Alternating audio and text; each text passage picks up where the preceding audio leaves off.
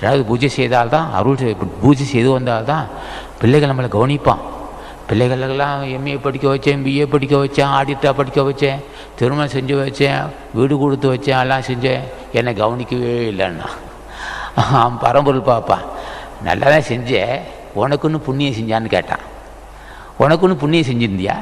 பிள்ளைகளை படிக்க வச்சேன், வேலையை வாங்கி வச்சேன், திருமணம் செஞ்சு வச்சேன், எல்லாம் செஞ்சியே, பிள்ளைங்க ஒன்று திரும்பியே பார்க்க மாட்டேங்கிறானா? ஏன்னா அவ்வளோ பெரிய புண்ணியம் வேண்டாம், நீ எல்லாம் செஞ்சிய பெரிய மகத்துவமாக பெரிய வேலை, என் பிள்ளைகள்லாம் பெரிய பட்டதாரி ஆட்சியெல்லாம் பண்ணேன், வேலைவெல்லாம் வாங்கி வச்சேன், அங்கே அவங்க காலில் வந்து இவங்க வந்து வேலை வாங்கி உனக்கு என்னடா செஞ்சேன்னா? என் பிள்ளை என்னை கவனிக்கவே இல்லைண்ணா. அவன் ஏழலாமல் சிரித்தான். கடவுள் ஏழனமாக சிரித்தான். ஏன் என்னப்பா சிரிக்கிறேன்னா, உனக்குன்னு ஒன்று தேடிக்கிட்டேடா, உனக்குன்னு எதை தேடிக்கிட்டியா? பரவாயில்ல, அவனை தேடினேன், அவனை நல்லா தான் இருக்கான், உனக்குன்னு எதை தேடிக்கிட்டேன்.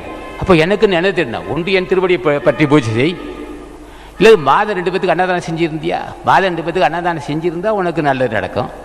தர்மம்னா கிலோ என்ன வேணும்னு கேட்டவன் நீயே, தர்மம்னா என்ன கிலோன்னு கேட்டவன். அட நீ செய்ய வேண்டாட்டா கருமம், நீ தர்மம் செய்வனா? செய்கிறவனை தடுக்காமல் இருந்தியா? செய்கிறவனை தடுக்காமல் இருந்தா அதாவது புண்ணியம். நீ தர்மம் செய்ய வேணாம், அந்த யோகியதை உனக்கு இல்லை. செய்கிறவனை தடுக்காமல் இருந்தியா? அதையும் கெடுத்த. சரி, அதான் கெடுத்தி இல்லை, பொறாமப்படாத இருந்தியாடா பாவி. பொறாமப்பட்டி இல்லை, பொறாமப்பட்டனா உனக்கு எவன்டா உதவி செய்வான்?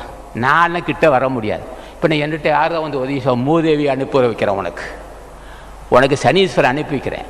நான் ஈசன். சனீஸ்வரன் நீ யாருன்னு கேட்டான். நான் நல்லவர்களுக்கு ஈசனாகவும் உன்னை போட்ட கருணை இல்லாதவனுக்கு சனீஸ்வரன் மாறி இருக்கேன்னா. அப்புறம் திருமகள் மூதேவி யாருன்னு கேட்டான். பண்புள்ள மக்களுக்கு, தயவு செஞ்சுள்ள மக்களுக்கு நான் திருமகளாகவும், இது போன்ற மூர்க்கர்களுக்கு நான் மூதேவியாக இருப்பேன்.